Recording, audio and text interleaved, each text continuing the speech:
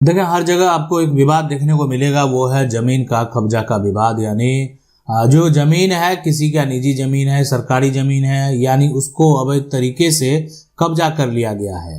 अब है कि कोई कब्जा वापस प्राप्त करना चाहता है, कोई उस जमीन, विवादित जमीन को जो है बेच देता है, तो अब जो खरीदेगा, विवाद तो उसके साथ होना ही है। लेकिन देखें, एक तो हो गया कि कब्जा करके वो व्यक्ति जो है इस जमीन पर खेती करता है, या एक तरह से इस जमीन पर उनका दुकान है, और ऐसा भी हो सकता है कि इस जमीन पर मकान बना हुआ है।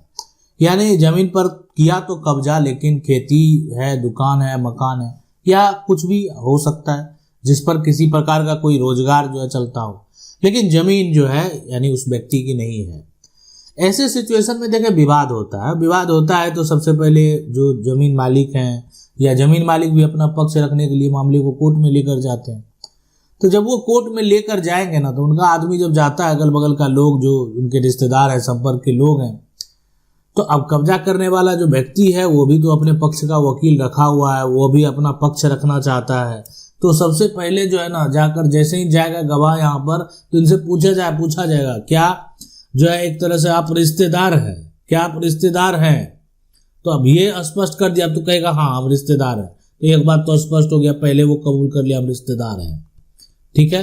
तो ये एक आप पक्षपात कर रहे हैं, आप जो है एक तरह से जमीन एक तरफे की बात कर रहे हैं, आप सही बात नहीं कर रहे। वो बोलेंगे नहीं हम तो सही बात कर रहे हैं। अब जो जानकार हैं, समझदार हैं, वो बोलेंगे यहाँ पर पक्षपाती की कोई बात नहीं है, हम सही बात कर रहे हैं। अब है कि जो ये सारा जो है ना, ये एक तो पहले, उससे पहले बहुत सारी बातें पूछी जाएगी, लेकिन जो है पूरा प्लॉट का सीमा पता है आपको, पूरा चौहद्दी आप हमको बता दें। देखें, गवाही जब देने जाए ना, तो जमीन के बारे में उनको जानकारी जरूर देना। तो जमीन का प्लॉट किधर है, उसका पोजीशन क्या है, चौहद्दी क्या है, ताकि ये ऐसा होना चाहिए कि लगे नहीं कि ये सुना सुना बात जो है बताया जा रहा है। स्पष्ट तरीके से पूरी बात की जानकारी है, और जो लोग आसपास के लोग रहेंगे आपके जो है, उनको पूरी जानकारी होगी। आखिर विवाद क्यों हुआ, कब से विवाद है, क्या कारण है। तो ये एक तरह से डायरेक्ट ये भी आपसे सवाल जरूर किया जाएगा कि आप जो है सुनी सुनाई बात बोल रहे हैं, यानी आपका जो बात है ना वो सुनी सुनाई है, आप सुनी सुनाई बात बता रहे हैं, आपको कोई जानकारी नहीं, आप झूठ बोल रहे हैं, कोर्ट में आकर आप झूठ बोल रहे हैं। तो ये तमाम जो सवाल हैं ये एक व्यक्ति के साथ पूछे जाते हैं, गवाह जो है उनके साथ पूछे जाते हैं। मतलब उनको इस प्रकार से जो है आप कह सकते हैं क्रॉस किया जाता है कि उसके मुंह से, यानी उसको बोलते बोलते फ्लो में उससे कुछ ऐसा निकले जिससे कि अब जो केस है उसका रुख को, यानी इनकी गवाही को अमान्य करा दे दिया जाए। देखिए, गवाह आपका मान लेता सटीक हर चीज जवाब नहीं दे पाया, तो वो आपके गवाह का कोई मान्यता तो है नहीं। आप सिर्फ गवाह ले गए, आपकी गवाही हो गई, लेकिन आपके गवाह ने प्रॉपर तरीके से जवाब ही जब नहीं दिया, तो आपकी वो गवाही मान्य कहाँ है। अब मान लेते हैं ये जो है ना, ये कब्जा करने वाले के वकील हैं, यानी ये आपके प्रतिवादी जो हैं, ठीक है, प्रतिवादी यानी कब्जा करने वाले के क्या है ना, वाले के ये वकील है।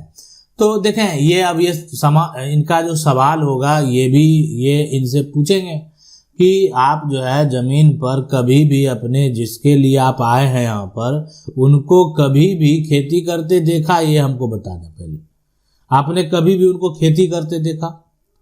आपने कभी उनको उस मकान में रहते देखा जब मकान की बात हो रही हो? तो अब ये एक बड़ा सवाल है कि आप देखा या नहीं देखा, इस बात का जवाब दें। हाँ कहेंगे, अगर कोई कहेगा हाँ, तो उसके लिए बहुत सारा विकल्प है कि अब उनको आगे क्या पूछा जाए। अब इसके अलावे यानी जो है एक तरह से ये पूछा जाएगा कि देखें, ये बताएं आपकी जो हम एक तरह से मेरा क्लाइंट है वो कब जमीन पर कब्जा जाकर किया है और क्यों किया, आपको उसकी पूरी जानकारी है।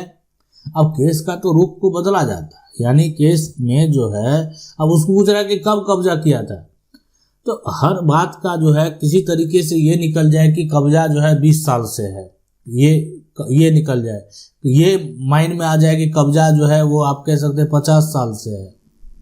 तो कहीं ना कहीं अगर जो है लिमिटेशन का जो कानून है, अगर कोई उसको क्रॉस कर जाए, तो वो जो है केस पर फिर एक दूसरा रुख को डाल सकता है। तो इसलिए यानी जो गवाह होते हैं उसका जो एक तरह से सवाल उनसे जो पूछा जाता है तो उसमें ये जो है लिया जाता है कि आखिर किसी प्रकार का कोई भी गलती आकर ये करते गलती करेगा तो फिर उसका जो है केस का जो रुख है वो बदल दिया जाएगा। तो इसलिए यानी लिमिटेशन जो है वो बेहद जरूरी है। यानी अगर आज आपके संपत्ति में, आपकी प्रॉपर्टी में आप जमीन खरीदे, उसमें अगर आपको दिक्कत है तो आप समय का इंतजार क्यों कर रहे हैं? अगर आज वो नहीं दे रहा है तो कल भी आपको नहीं देगा। या तो आप जबरन जो है, अगर आप जो है पावर में है तो आप उसको ले सकते हैं, नहीं तो अगर आज अगर कोई नहीं दे रहा है ना तो कल भी आपको नहीं देगा। और इसलिए सबसे बेहतर उपाय है कानूनी प्रक्रिया। कानूनी प्रक्रिया के तहत आप उसको जो आसानी से हासिल कर सकते हैं।